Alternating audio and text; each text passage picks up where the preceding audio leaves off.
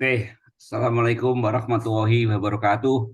Waalaikumsalam Selamat malam, warahmatullahi wabarakatuh. sahabat Sekolah Kader Bangsa Wahidin Salim yang saya hormati. Mohon maaf, udah lama nih SKB tidak mengudara, ya, hampir sudah lebih dari mungkin sejak COVID berakhir ya, itu paling tidak. Nah, karena ada kepedulian kita lah terhadap bangsa ini melalui pengembangan karakter, maka saya mau mengajak teman-teman untuk berdiskusi atau menyoroti tentang bagaimana matinya sebuah pendidikan karakter di Indonesia.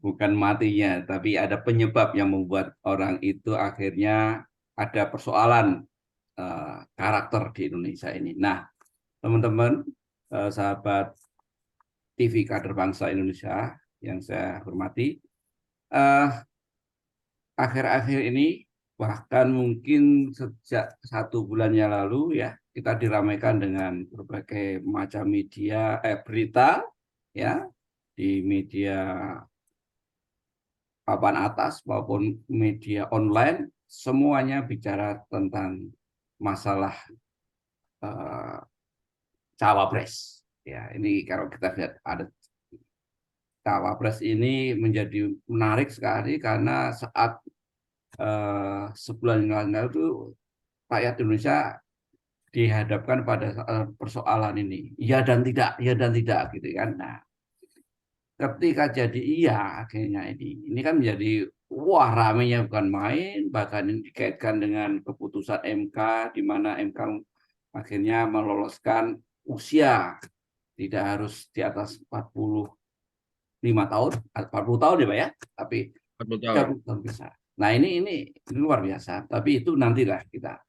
Nah, dalam konteks ini, karena kita ini sekolah pendidikan karakter, saya ingin melihat dalam suasana seperti ini ya, sifat terjang Pak Jokowi terhadap uh, perpolitikan di Indonesia yang konon secara resmi beliau mengatakan akan cawe-cawe gitu kan, dan akhirnya memutuskan anaknya menjadi cawapres, merestui kalau bahasa beliau kan. Tapi ini secara politik kan mendorong, ya kan, apapun lah, anak itu nggak mungkin, ya masih banyak pro kontra, ya. Wah, tapi saya nggak punya data statistik lebih banyak yang mana yang pro dan yang kontra, gitu ya. Yang ingin saya soroti di sini begini, teman-teman. Nanti saya akan tanyakan. Jadi, bagaimana ya pandangan Anda dalam situasi seperti ini? Bagaimana menempatkan anak menjadi cawapres, apakah ini menjadi bagian apa ya, sesuatu yang bisa diterima oleh masyarakat Indonesia dengan ya ya ya benar itu ya boleh gitu kan. Nah, dan tapi juga bisa dilihat dari sisi apakah ini bisa dijadikan sebuah apa titik paling rendah dalam pendidikan karakter anak-anak Indonesia. Nah, gimana ini saya minta pandangan Mas Ubaidillah ya. Jadi Mas Ubaidillah ini ada seorang tokoh ya atau konsultan perilaku sehingga saya yakin punya pengamatan, punya cara pandang. Apa yang Anda pikirkan atau Anda apa ya nilai dari sebuah perilaku seperti ini, seorang presiden yang mendorong bahkan merestui anak yang menjadi wapres di tengah-tengah situasi politik atau situasi masyarakat seperti ini. Gimana Ustaz Upaya?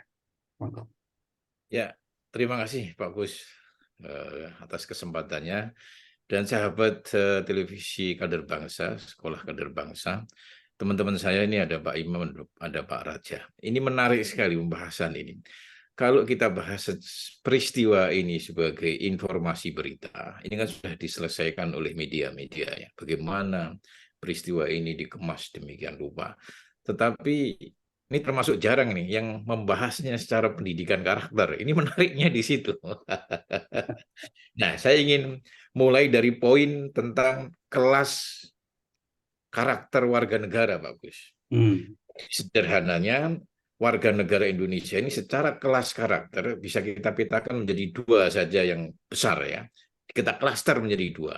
Yang Hmm. pertama adalah warga negara dengan kelas karakter ekonomi, Hmm. kelas awam ya, ekonomi. Apa ukurannya? Cemeti hukum. Jadi Hmm. menurut hukum boleh, dia cemetinya hukum. Dilarang orang berbuat baik atau menghindari keburukan karena persoalan pertimbangan hukum formal. Ini rendah banget sebetulnya, meskipun itu baik. Nah, yang kedua adalah kelas karakter elit. Mestinya pejabat publik itu masuk ke sini. Apa Hmm. pertimbangannya? Sensitivitas Roso dalam bahasa Jawa atau Solonya. Roso, jadi nggak butuh riset itu. Roso, menangkap Roso dan kesadaran publik. Jadi di atas dari hukum formal. Nah, Hmm. bagaimana membaca dinamika masyarakat dengan Roso. Hmm. Kemungkinan itu kalau disampaikan dalam bentuk hasil riset itu nggak ada rasanya Pak Gus, itu Hmm. data itu. Tapi coba dirasakan dengan Roso, dia mengakses polisi saja nggak bisa, sekolah nggak bisa, jadi itu Rosonya tinggi itu. Nah, seorang pemimpin apalagi tertinggi di Indonesia ini tentu diharapkan punya kualitas karakter yang basisnya bukan hukum, tapi sudah sensitivitas Roso. Hmm. Sebelum terjadi pun kalau bisa tahu. Nah, di bahasa kita, di tradisi kita, ada bahasa yang sudah dikenal oleh KBBI dan menjadi kosakata kita semua untuk menaikkan bagaimana supaya kita itu berperilaku di ruang publik tidak saja berdasarkan hukum, tetapi berdasarkan sensitivitas Roso itu. Apa istilah Hmm. itu? Ma'ruf dan mungkar. Ini aslinya Hmm. bahasa Arab, tapi sudah masuk ke KBBI. Ma'ruf itu bukan hukum pendekatannya. Ma'ruf itu sesuatu yang sudah diketahui oleh hatimu. Itu ma'ruf namanya. Hmm. Makanya ada istilah ta'aruf. Apa itu? Pacaran. Bahasa Pacaran. Indonesia. Ya, Ya. ya, ya, ya. Ta'aruf itu saling memahami tanpa pakai standar tulisan. Jadi Roso yang bermain. Ta'aruf. Kalau Pak Ma'ruf Amin baru itu wakil presiden. Ya, ya, ya, Ma'ruf itu sesuatu yang sudah diketahui. Nah, lawannya adalah mungkar. Ini bukan urusan hukum, mungkar itu. Mungkar itu sesuatu yang ditolak oleh hatimu. Jadi semua orang sudah tahu, oh ini boleh, ini nggak boleh gitu. Nah, kalau cuman masalahnya kan begini, Pak Gus. Para pemimpin publik kita ini dasarnya bukan Roso, sensitivitas Roso tadi ya.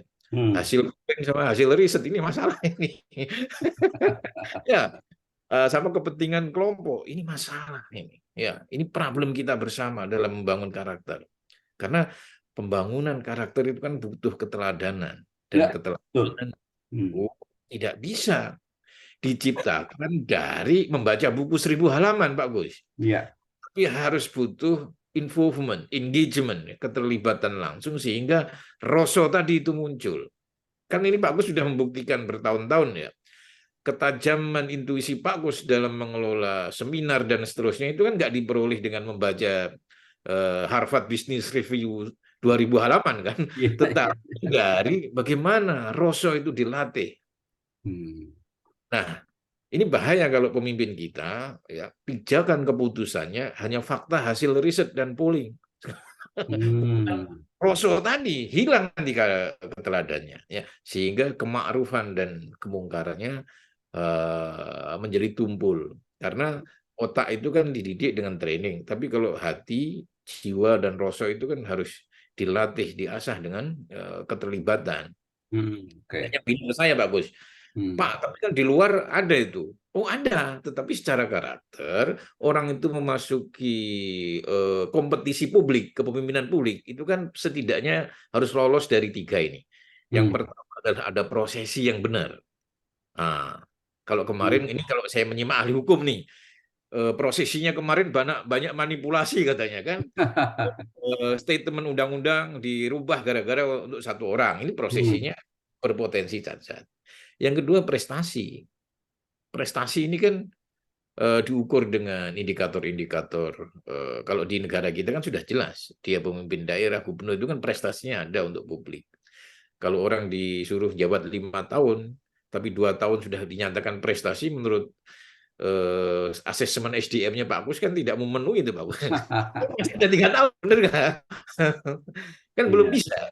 dikasih label ini berprestasi. Dan yang ketiga, menang dalam kompetisi. Kompetisi ini kan bukan menang untuk mengalahkan orang lain melalui berbagai melalui berbagai rekayasa, tapi kompetisi adalah giving the best, Oke. mengeluarkan the best dari diri kita. Mungkin itu, Pak Gus. Oke. Oke. Ya. Nah, ini ke Mas Imam nih. Nah, Mas Imam Ratioso ini seorang psikolog kebangsaan ya, yang Baik. mengamati ya perilaku-perilaku bangsa melalui sudut psikologi ya. Nah, Mas Imam, Siap. karakter itu kan terbentuk dari kebiasaan-kebiasaan ya yang Ya, kita ya, lakukan ya. Nah, anak itu kan meniru apa yang dilihat sekarang dilakukan oleh orang tua ya. ya, Nah, ya. dari pengamatan Anda, bagaimana seorang ayah gitu ya memberikan dukungan pada anak dan situasi moral bangsa seperti ini ya, akhirnya kan menjadi kebiasaan ya. Kalau dulu dulu itu boleh itu ada seorang pemimpin ini tuh begitu, saya juga begitu gitu ya. Jadi apa pelajaran nepotisme itu sudah kayak dikasih kentalak boleh nepotisme kan gitu Ya, kan ya, seakan-akan begitu ya. ya. Mungkin dasarnya karena tadi Pak Ubed tidak ansih itu hukum gitu ya. Secara hukum sih betul gitu ya, tapi ada roso, ya, maksudnya Mas Imam Ratioso ini kan ya. Jadi ini kan harus dikembangkan gitu ya. Nah, gimana Mas Imam dari Ya, perspektif ini? terima Monggo. kasih Pak Nah, Gus. Assalamualaikum warahmatullahi wabarakatuh. Waalaikumsalam. Pak Gus, Pak Ubay, Pak Bambang. Senang sekali nih bisa ketemu lagi. Saya juga baru nges ketika Pak Gus cerita sudah setahun ya SKB nih enggak. Acara saya juga vakum begitu COVID mereda dan kita kembali ke offline ya. Tuh. Baik, Pak Gus, mungkin saya mengawali dari yang sudah diawali oleh Pak Gus dan Pak Ubay tadi tentang fenomena dunia politik di tanah air akhir-akhir ini gitu ya. Saya mungkin sedikit mengutip dua cerita yang cukup klasik, namun itu sangat kontekstual pada hari-hari terakhir ini dan kita bisa ambil nilainya. Yang pertama adalah kisah Umar bin Abdul Aziz. Ya, Hmm. dia salah satu khalifah tersukses di zamannya sampai hari ini menjadi legend. Mungkin Pak Kus, Pak Ubay, Pak Bang pernah dengar ketika suatu malam Umar bin Abdul Aziz menerima putranya. Putranya ingin berdiskusi. Hmm. Lalu dia menanyakan putranya, "Anakku, apa yang ingin kamu diskusikan? Apakah ini terkait dengan persoalan negara atau urusan keluarga?" "Oh iya ayah, aku ingin mendiskusikan soal keluarga kita." "Oke, kalau soal keluarga, tunggu dulu." Dia mematikan lampunya. Jadi diskusi dalam keadaan gelap gulita karena lampu yang dia pakai itu adalah anggaran negara. Hmm. Kisah pertama ya. Yang kedua, kisah dari seorang tokoh legenda juga di tanah air. Tokoh politik juga. Hmm. Salah satu gubernur terbaik Jakarta, Ali Sadikin. Ya. Ya. Ali Sadikin suatu ketika didatangi anaknya. Kalau Hmm. nggak salah si Boy Ali Sadikin.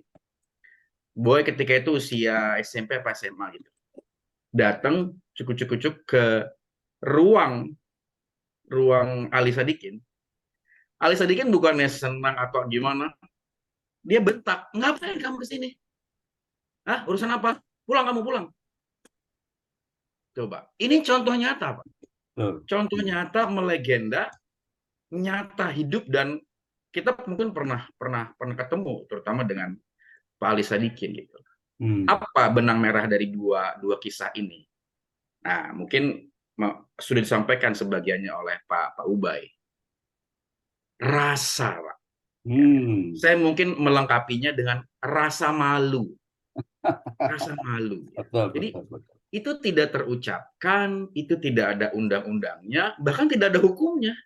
Hmm. Tapi itu kan Umar bin Abdul Aziz juga mungkin tidak ada yang mengajari secara letterlet, secara definitif, enggak. Tapi itu hanya ya rasa kan, itu Hmm. kepatutan kan begitu. Ali Kepatutan ya. Sadikin juga begitu kan. Mungkin nggak ada undang-undangnya dilarang menerima, ini enggak. Dia ya itu rasa itu gitu.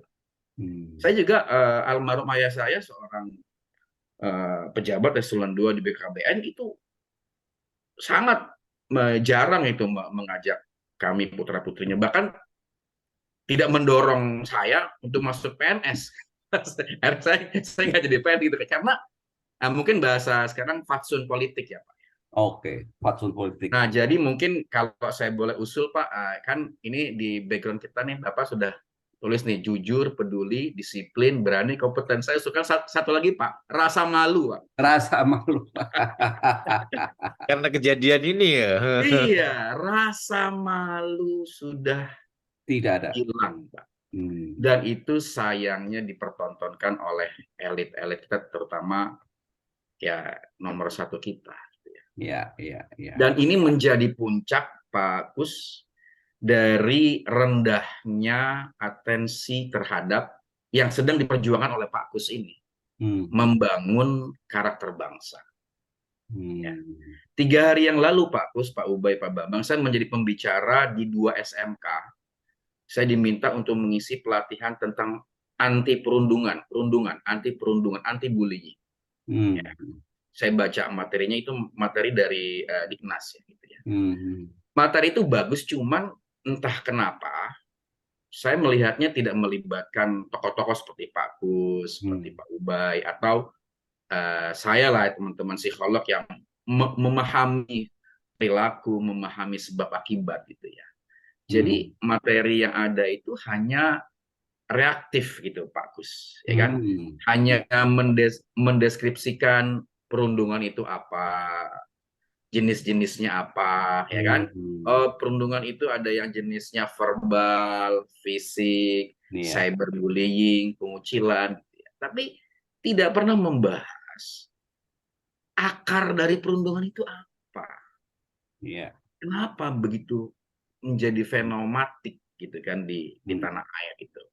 Nah, itu yang dalam sesi saya itu tidak saya rombak ya. Saya lengkapi, justru perundungan itu saya dari materi itu saya taruh hanya 40% terakhir. 60%-nya adalah bagaimana kita membangun konsep diri anak-anak kita, anak-anak siswa kita. Dan di antara konsep diri yang paling penting itu adalah memahami harga dirinya sendiri sebagai seorang manusia. Kita makhluk hidup, kita manusia ciptaan Tuhan yang terbaik, harus menghargai diri kita. Kalau kita mampu menghargai diri kita, otomatis sebentuk apapun bullying yang datang kepada kita tidak akan mempan, kita akan imun gitu. Dan sebaliknya, kalau kita memiliki harga diri yang baik, rasanya tidak bisa kita melakukan bullying terhadap orang lain. Nah, ini kan tema-tema ini kan tidak menjadi concern Pak Gus. Ya. Saya harus mengatakan di Jokowi periode pertama ada concern ke sana Pak. Karena terus terang saya menjadi salah satu pembicaranya Pak. Ada waktu itu di bawah Mbak Puan ya, revolusi mental. Saya selama 2 tahun diajak keliling di 10 rumah sakit vertikal ya, di bawah Kemenkes waktu itu. Saya 2 tahun keliling 20 rumah sakit. Materi itu bagus gitu, dan itu kenapa berhenti gitu? Dan kenapa itu hanya menjadi sebuah implementasi kecil dari nawacitanya presiden kita gitu. Nah, maksud saya adalah kan membangun karakter bangsa ini kan bukan pekerjaan setahun, 2 tahun, 3 tahun, 5. Enggak Pak, ini kan sepanjang kehidupan kita. Gitu kan. Dan tingkat garansi keberhasilannya enggak ada yang bisa menjamin gitu. Kita sudah memahami itu, lalu kenapa itu tidak dikerjakan dengan sungguh-sungguh gitu. Padahal ya inti semua agama ya itu ngomongnya akhlak. Ya kan? Padahal kalau kita relatif berhasil di sini, itu yang namanya hukum, yang namanya keadilan, yang akan dikeluarkan oleh capres-capres kita itu akan beres dengan sendirinya, Pak. Oke, Mas. Ya. Gitu. Ya, oke, nanti kita sambung lagi. Ya, Mas Bambang, siap. wah, Pak Ya, Bambang, siapa ya, Bambang? Dengar ya. suara saya? Ya, Gimana, Gus? ya, Pak Bambang. Kalau kemarin itu kan ada foto ya, foto yang katanya di situ ada foto Pak Presiden bersama capresnya. Sekarang hal yang disampaikan dalam format itu kayaknya akan Pak Presiden ingin mengatakan bahwa dia netral dalam hal ini. Nah, gimana sebagai mantan wartawan, seorang penulis eh, karakter, seorang penulis yang banyak bukunya sudah ditulis sekali oleh beliau ini, Pak Raja Bambang Sutikno, barangkali bisa memberikan perspektif. Gimana ini, ya? Apakah ini menjadi eh, bagian dari pendidikan politik yang bagus untuk bangsa ini, gitu kan? Nah, tapi saya hanya sedikit dulu, Pak. Ya. Makna netralitas itu menurut Bapak gimana kalau dalam posisi seperti itu? Karena beliau mengatakan aku akan netral dalam ini. Nah, perspektif Bapak soal netral ini gimana? Apa sih yang dimaksud dengan netral menurut seorang Pak Raja Bambang Sutikno? Kalau boleh saya ambil istilah dari kamus gitu, netral itu kan artinya tidak memihak. Tidak memihak. Ya, itu istilah kamus ya, tidak memihak itu istilah kamus. Nah, kalau kita lihat dalam kehidupan yang lebih umum, misalnya eh, pertandingan olahraga, itu Hmm. ada hakim garis. Hmm. Hakim garis itu contoh dari kenetralan. Kenapa? Kalau bola itu out, ya out. Bola itu in, ya Hmm. in. Tidak melihat ini bola milik tim A atau tim B. Dia tidak Ya, ya. sama sekali tidak memihak kepada tim A maupun tim B. Karena kalau bola out, dia pasti bilang out. Kalau bola in, ya in. Itu yang namanya Hmm. netral. Ya. Atau yang lebih jelas lagi, palang merah. Hmm. Palang merah, siapa yang jadi korban, siapa yang perlu bantuan, dia akan bantu. Nggak peduli ini orang agama apa, Hmm. bangsa apa, suku apa, Hmm. laki, perempuan, atau LGBT, dia tetap bantu. Gitu. Hmm. Itu netral. Kalau saya itu lebih luas. Nah, dalam politik itu tidak mungkin. Tidak ada. Saya tidak percaya ada kenetralan. Hmm. Ya, kalau misalnya kemarin foto presiden mengundang 3 calon. Itu dia kan sebagai presiden yang penyelenggara pesta, Betul. sebagai tuan rumah. Dan dia harus menghormati semua tamu. Hmm. Tuh, kok saya melihat dari segi itu. Dia ingin menunjukkan kepada rakyat bahwa saya akan menjadi tuan rumah yang baik, karena itu semua tamu saya undang dan saya hargai. Hmm. Tetapi sebagai pribadi, sebagai individu, beliau tidak akan bisa netral. Hmm. Ketika dia joblos, dia harus milih kan. Dia Ya. tidak, dia mulai memihak. Ketika dia mencoblos masuk ke kotak suara, dia mulai memihak. Jadi sebetulnya hari ini pun sebelum dia masuk ke kotak suara, dia sudah punya pilihan, dia sudah tidak memihak, sudah tidak netral. Hmm. Cuman sebagai presiden dia bersikap, ya, bersikap. Tapi prinsip dalam hatinya, dalam pikirannya, dia tidak netral. Hmm. Itu Hmm. yang jadi kita harus membedakan, ya, beliau ini sebagai apa. Kalau dia mengundang itu sebagai tuan rumah yang akan menyelenggarakan pesta, pesta demokrasi. Hmm. Tetapi di dalam pikirannya pasti sudah ada pilihan. Berarti dia sudah memihak. Gitu Pak jawaban saya kira-kira.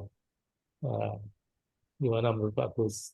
Jadi kalau menurut Pak Raja dalam perspektif tadi bahwa Bapak Presiden itu mengatakan akan netral, tapi kenyataannya beliau juga mengharapkan anaknya menjadi pemenang terus kan gitu. Kira-kira sudut kenetralnya seperti apa ini Pak nanti? Apakah bisa menjamin dia netral? Hampir dipastikan tidak, Pak.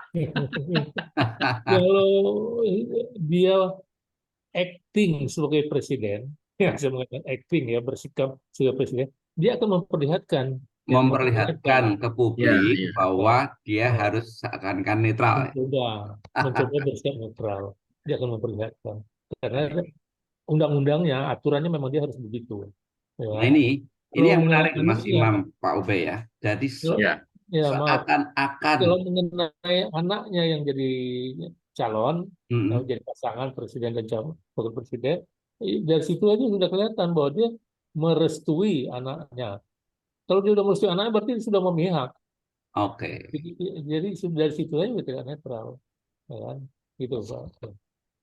oh gitu. Nah ini kita kan supaya tahu karena Pak Raja ini kan seorang wartawan, dari secara definisi netral itu pasti paham betul lah ya.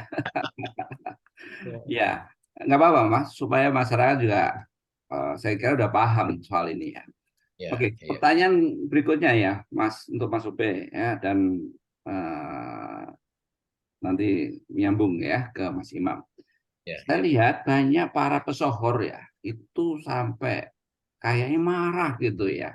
Ada ya, ya. Butet, kemudian ya, Rosmarot, ada Gunan Muhammad, ada kayaknya marah betul itu situasinya, juga setuju. Ahok pun juga merasa begitu gitu.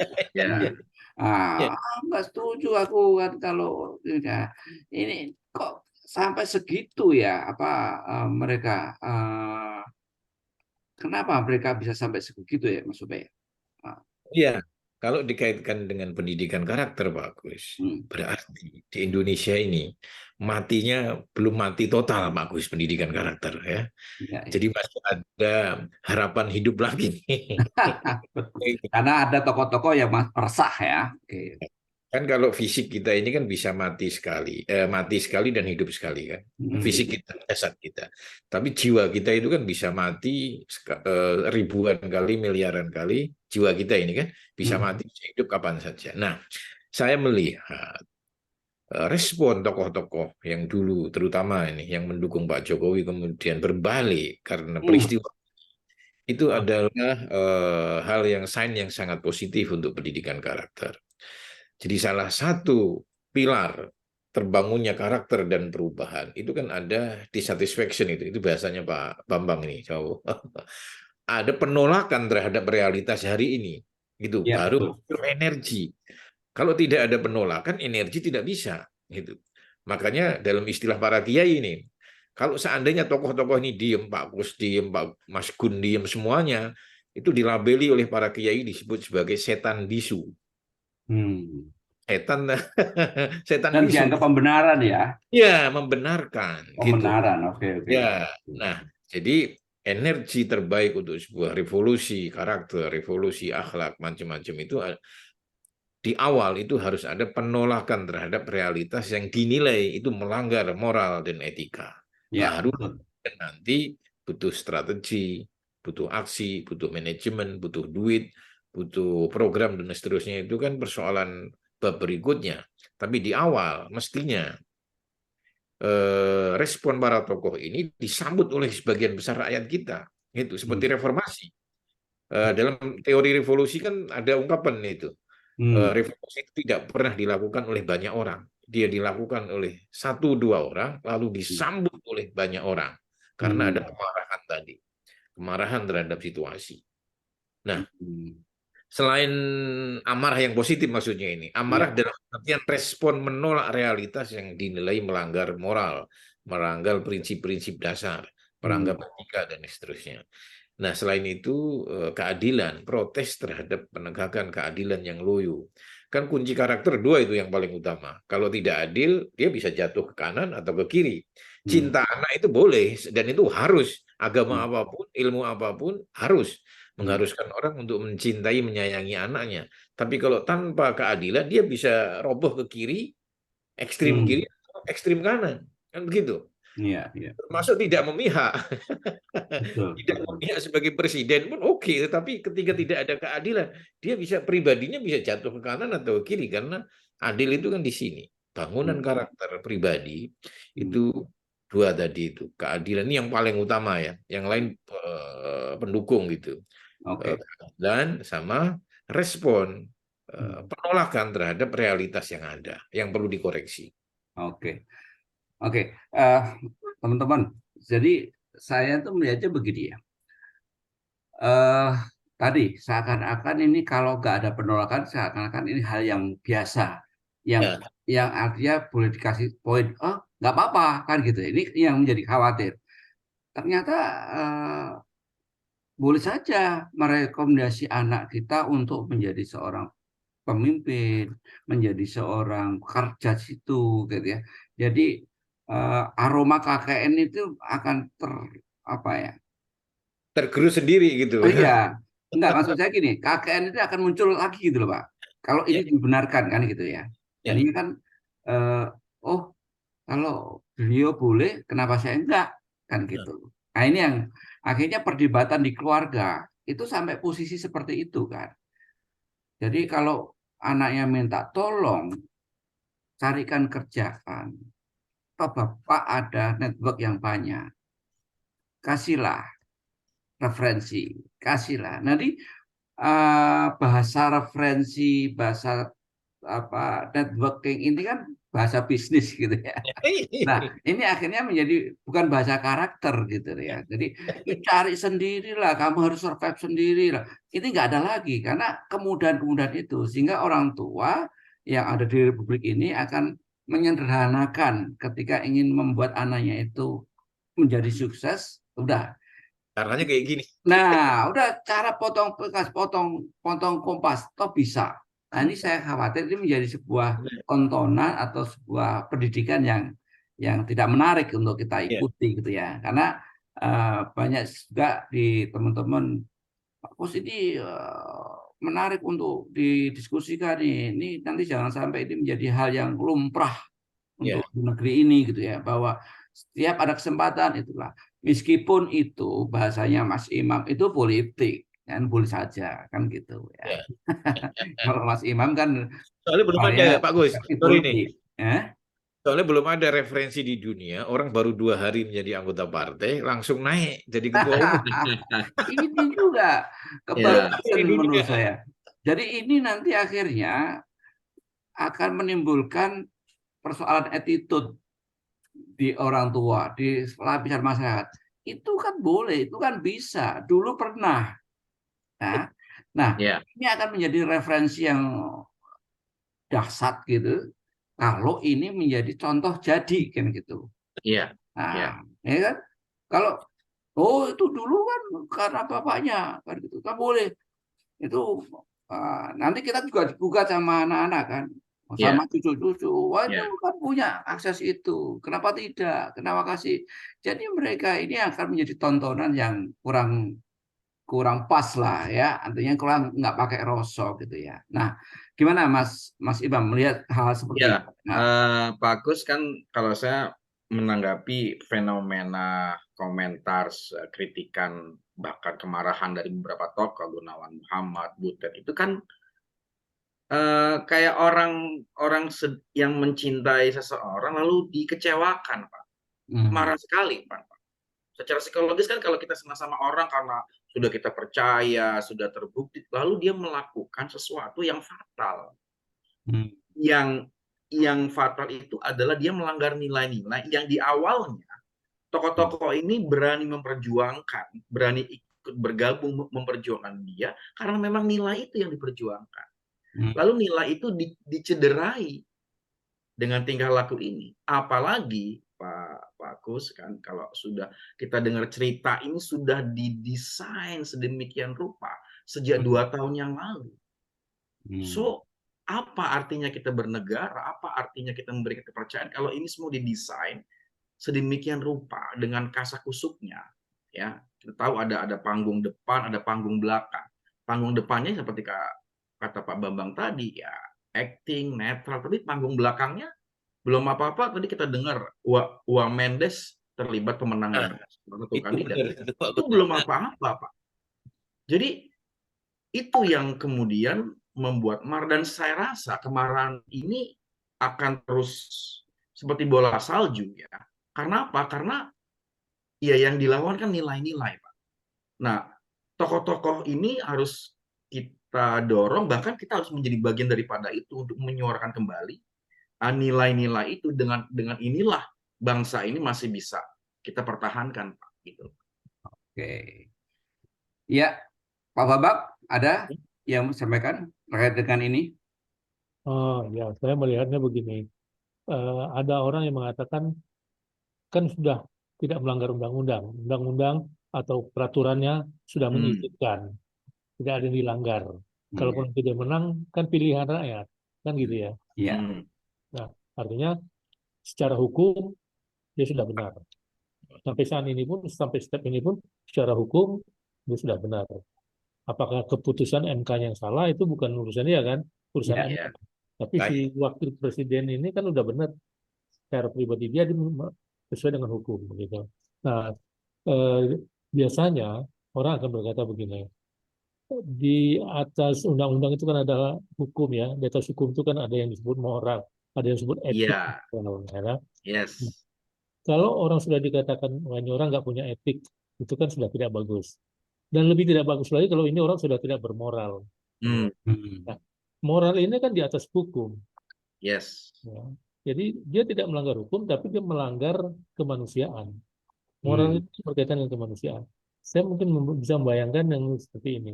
Saya terpikir beberapa hari ini ada misalnya sebuah toko obat, ya toko obat. Kemudian ada seorang pemuda datang ingin beli obat di satu kampung itu obat itu sedang habis. Hanya Hmm. dia yang jual obat itu. Nah, ini orang berpikir ini boleh saya jual berapapun ini karena Hmm. yang lain tidak ada yang jual. Ya. Berapapun saya jual orang akan beli. Kalau misalnya ayahnya sakit, berapapun akan dia beli, gitu. Jadi secara hukum dia tidak salah. Betul. Dia mengatakan kamu boleh ambil untung 10%, boleh 50%, nggak ada. Mau 100% kan juga nggak ada undang-undang yang dia langgar. Kalau dia ambil 1000% pun, kan tidak ada yang dia langgar tuh. Ya. Nggak bisa Iya. tidak bisa diadili, tidak bisa dituntut. Tapi dia bermoral nggak kalau obat itu dia jual cari keuntungan 1000%. Nah itu maksud Ya. saya moral itu begitu. Ya, Ya. ada Betul. orang ujuk-ujuk datang mau beli obat, ayah saya sakit gini-gini, saya udah keliling cari beberapa toko, nggak ada yang jual katanya. Bapak ada nggak? Oh ada. Berapa? Diambil untung 1000%. Waduh Pak mahal sekali, boleh gini-gini gini nggak? Oh iya, saya modalnya juga udah naik, begini-begini. Akhirnya orang itu, anak ini terpaksa beli, Hmm. habislah uangnya. Ya, uang belanja 1 bulan pun nggak cukup, mungkin lebih dari sebulan belanjanya habis untuk beli satu obat itu. Ya, nah secara moral apa komentar orang? Ini tukang obat, si penjual obat itu tidak bermoral. Gitu. Orang Hmm. kepepet malah dimanfaatkan. Memanfaatkan. Nah, kita cari kesempatan dalam kesempitan. Itu contoh, maksud saya itu tidak ada undang-undang yang dilanggar, tidak ada hukum yang dilanggar, tapi dia telah melanggar moral. Orang akan Iya. mengatakan penjual obat itu, maaf saya bukan menunjuk siapapun ya, penjual obat itu dianggap orang sudah tidak bermoral. Gitu. Hmm. Ya. Jadi tadi kalau dikatakan bagaimana komentar mengenai ini, ya seharusnya apakah masyarakat akan menilai ini bermoral atau tidak, ya dikembalikan lagi karena para pemikir-pemikir, tokoh-tokoh besar, budayawan-budayawan besar, ya pegiat-pegiat kemanusiaan sudah mulai bereaksi. Betul. Nah, kalau tadi bapak-bapak pembicara ini mengatakan dari pandangan dari sisi lain, saya melihat pandangannya ah, selama ini kemana aja gitu. Kan Hmm. dari dulu udah kelihatan gayanya gitu. Tapi didukung terus, dipuja-puja terus. Kok setelah 9 tahun baru sadar gitu. Ya. Jadi saya jadi teringat kata kata Rocky Gerung, banyak yang dungu kata gitu. Ya. Banyak yang dungu, sekarang jadi sadar. Jadi selama ini dungu gitu. Ya. Ya. Ya. Ya. Ya. Walaupun sebetulnya budayawan budayawan besar itu yang sadar itu kan bosnya saya dengan Pak Kus itu salah satunya. Mas Bud. Iya, iya saya dulu mengagumi cara berpikirnya, cara menulisnya gitu. Tapi saya Hmm. kaget, loh kok baru sekarang sadar gitu. Ya. Iya. Tapi gejalanya itu sudah semenjak 5-6 tahun yang lalu sudah ketahuan, ada kelihatan gejalanya. Oh, dia nggak bisa membaca gitu. Oke. Gitu, Pak. Ya. Baik. Sebentar. Terima kasih. Ini supaya nggak panjang-panjang ini Mas Ubay. Jadi Saya kira saya cukupi dulu ya. Nanti kita akan sambung. Tapi nanti mungkin Siap. ada hal yang bisa saya langsung kontak, mana yang kosong gitu ya. Boleh, boleh Jadi Pak, dengan senang hati. kita intinya begini bahwa saya agak galau memang dengan pendidikan karakter bangsa ini karena ada isu ini ya, ada case ini sehingga ini akan merusak tatanan pendidikan karakter yang sudah terbangun dengan bagus, tiba-tiba dirusak dalam 1 menit istilahnya gitu kan, sehingga orang resah di keluarga, di komunitas ini banyak ramai sekali.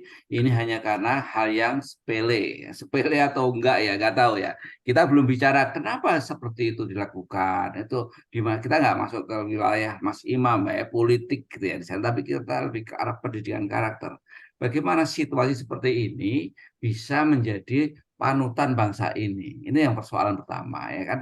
Jika ini belum tadi kalau Mas Imam mengatakan dulu revolusi mental, jadi sekarang ini terjadi apa nih, bisa penurunan ya, Degradasi. degradasi gitu. Jadi ini yang luar biasa. Maka saya paksakan bahwa saya harus munculkan lagi TV Kader ini karena ini hal yang penting ya untuk Ya, ya. masyarakat.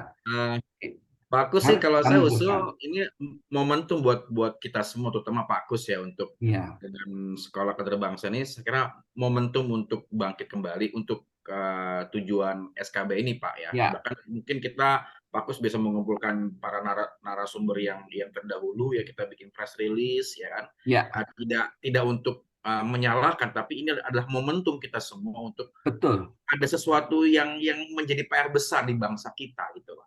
Nah, ini yang harus jadi roda ya. Mudah-mudahan ini Ya, momentum yang baik dari hikmah buat kita semua.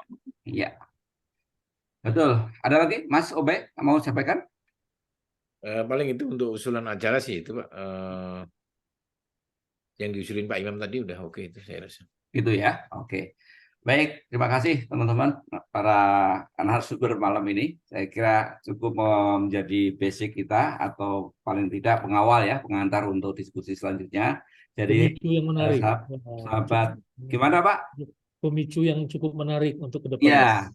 Ya. jadi nanti akan saya minta teman-teman ya, saya tambahkan barangkali nanti kita cari-cari, tapi kita akan cari supaya orang tetap memikirkan bagaimana pembangunan karakter bangsa ini. Nah, Ya. ini momen betul Pak Imam dari bahwa kalau kita nggak peduli, kita diamkan saja. Ya Ya. udahlah, nggak apa-apa. Toh itu coba segitu ya udahlah. Nah, ini yang akhirnya apa? Permisif ya Pak ya. Artinya ya, kita nggak boleh. Kita jaga betul karena merawat karakter bangsa ini yang luar biasa susahnya, tapi tiba-tiba dengan sekejap orang kehilangan jati diri, kehilangan tadi rasa percaya diri, akhirnya semua menjadi persoalan gitu ya, dari mulai Ini bagus. keluarga, Terakhir karakter. kalau boleh saya nyampaikan ya Pak Ya, Imam, Pak Ubay juga Profesor. Sebetulnya pada saat ini saya melihat para pemimpin, bukan semua ya, sebagian para pemimpin itu sudah kehilangan sikap empati. Ya. ya, itu Iya. kehilangan ya Pak. Awalnya ada ya. Nah ini nanti kita bahas Pak. Kenapa Ya. dia bisa hilang ini? Ini penting sekali. Penting Pak, penting Ya, Pak, penting. ya. Terus ini seminggu sekali atau Enggak, gimana? nanti Kalau bisa lebih Pak, jangan seminggu tiap sekali Pak. hari Pak. Nanti tiap hari tapi enggak semuanya, enggak bertiga satu Ya, nanti. Saya minta supaya terisi ya. Jadi ya. nanti saya lihat banyak perspektif yang bisa kita bicarakan, tapi tetap kita dalam perspektif pembangunan karakter ya. Itu Pak. Baik, terima kasih. Siap, Demikian oke. sahabat Terima kasih Pak eh, Kus, Pak Ubay, sama. Pak. Ya, kasih semuanya. Kita nanti ketemu lagi di episode berikutnya. Terima kasih. Assalamualaikum warahmatullahi wabarakatuh. Waalaikumsalam. Waalaikumsalam warahmatullahi wabarakatuh.